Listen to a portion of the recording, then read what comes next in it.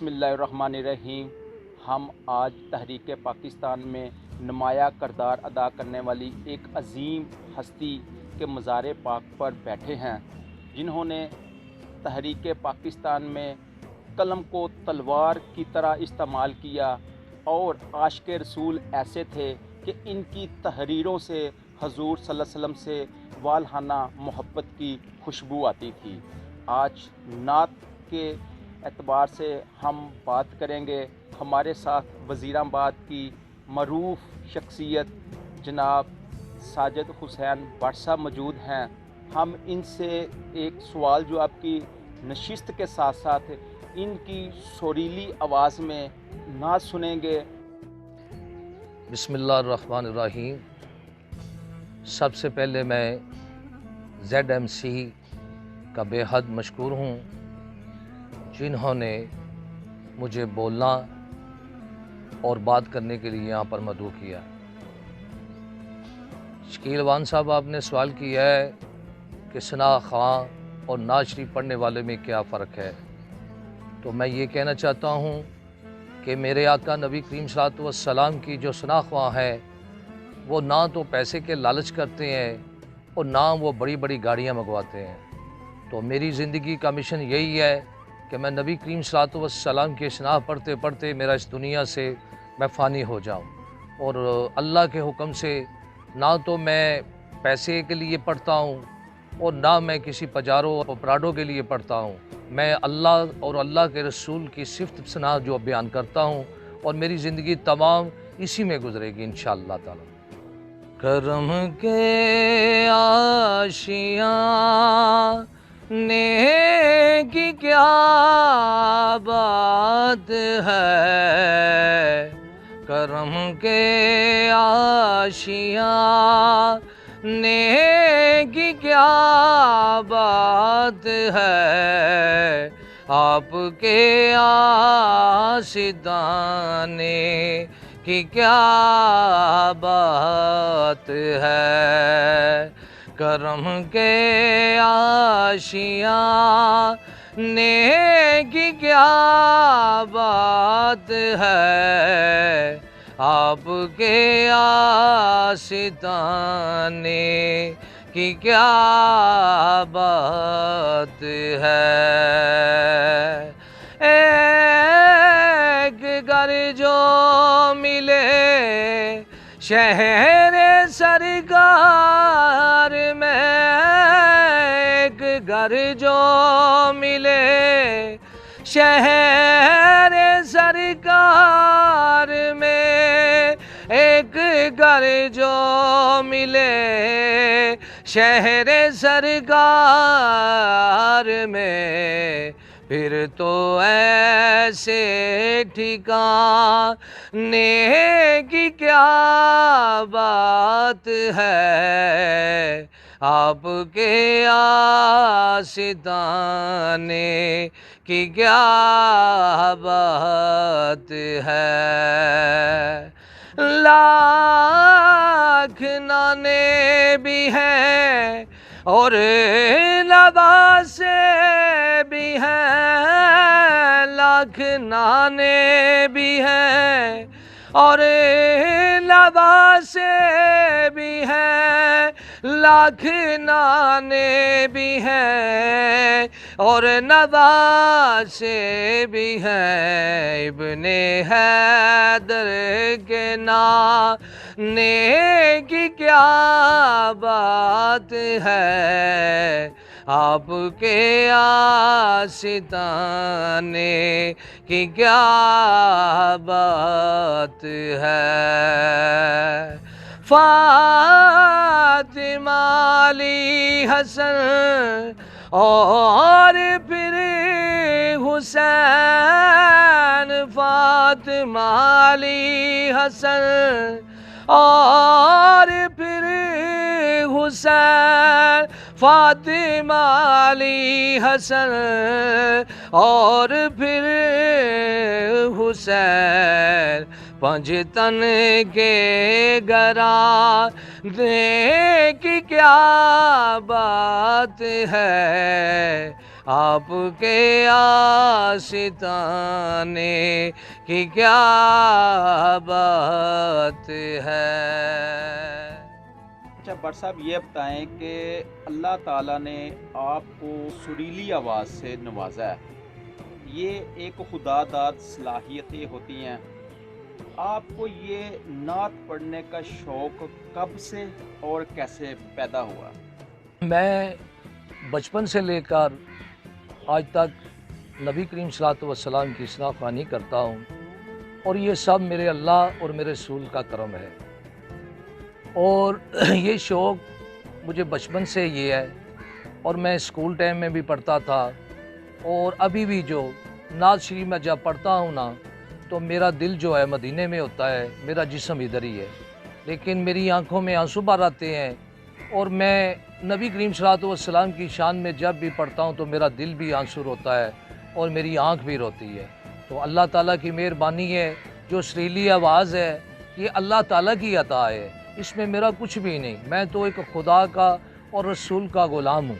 اور اللہ تعالیٰ کی مرضی سے سب انسان جو بھی ہے وہ بولنا اللہ کی مرضی سے ہی ہے، تو مجھے جو کچھ بھی نوازا ہے میرے اللہ اور میرے نبی کریم صلی اللہ علیہ وسلم کی بدولت ہے سب کچھ۔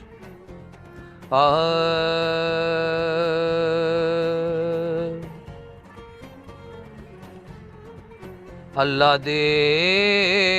حبیبا سارے او جگ دے ڈولنا،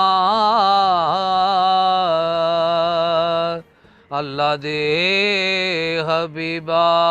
سارے او جگ دے ڈولنا،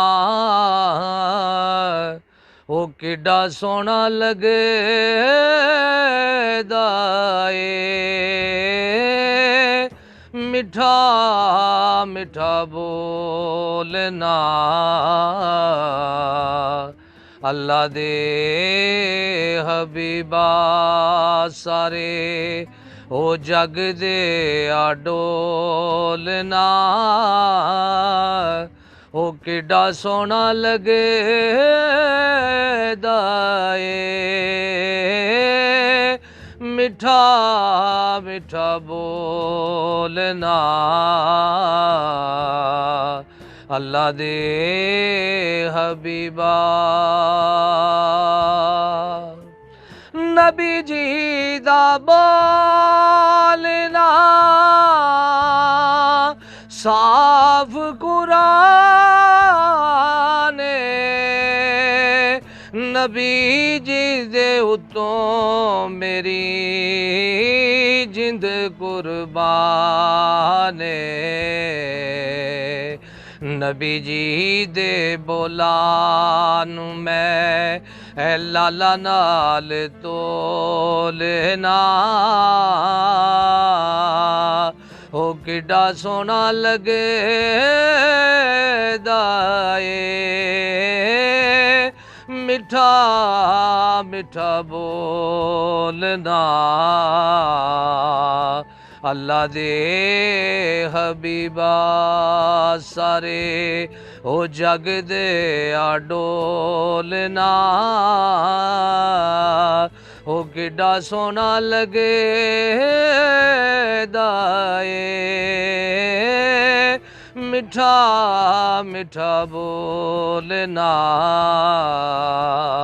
اللہ دے حبیبا حشر ویلے حشر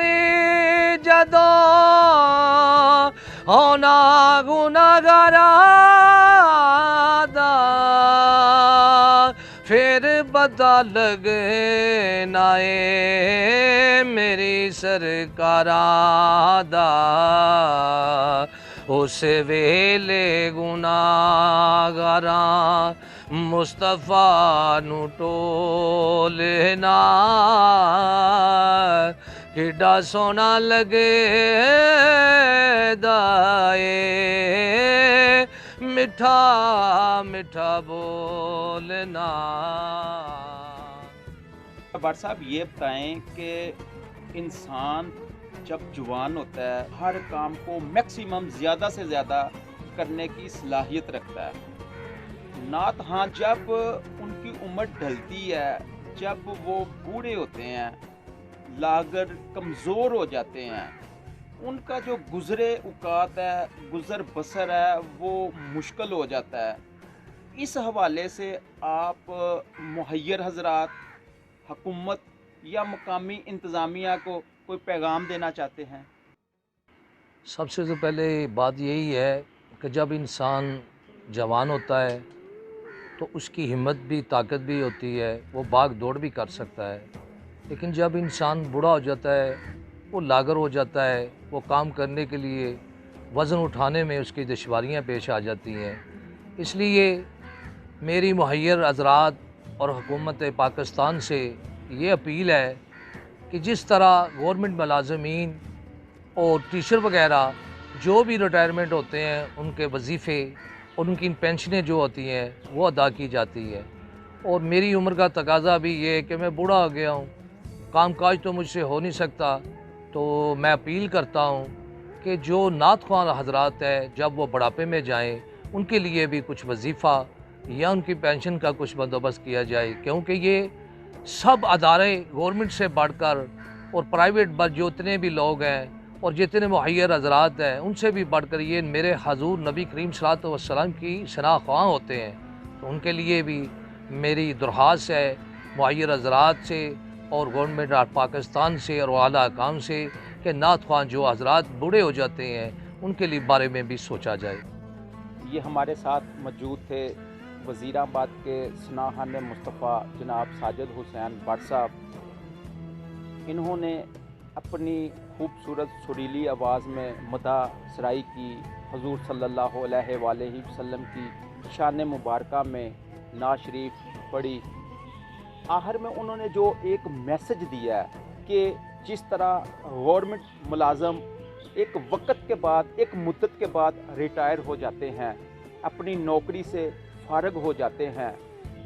वो बूढ़े हो जाते हैं, गवर्नमेंट उनको आखिर में नौकरी के एंड पे पेंशन देते हैं, वज़ाइफ देते हैं। इसी तरह ये जो सनाहन रसूल हैं, ये हजूर के नौकर होते हैं, उनको भी बुढ़ापे के वक्त जब वो काम करने की सलाहियत नहीं रखते, उनको भी गवर्नमेंट की तरफ से वज़ाइफ दिए जाएं, या फिर मकामी जो मुहैयर हज़रात हैं उनको चाहिए कि ऐसे लोगों का ख्याल रख के वो अल्लाह और उसके रसूल को राज़ी कर सकते हैं। खबरों से बाखबर रहने के लिए हमारे यूट्यूब चैनल को सब्सक्राइब, फेसबुक पेज को लाइक करें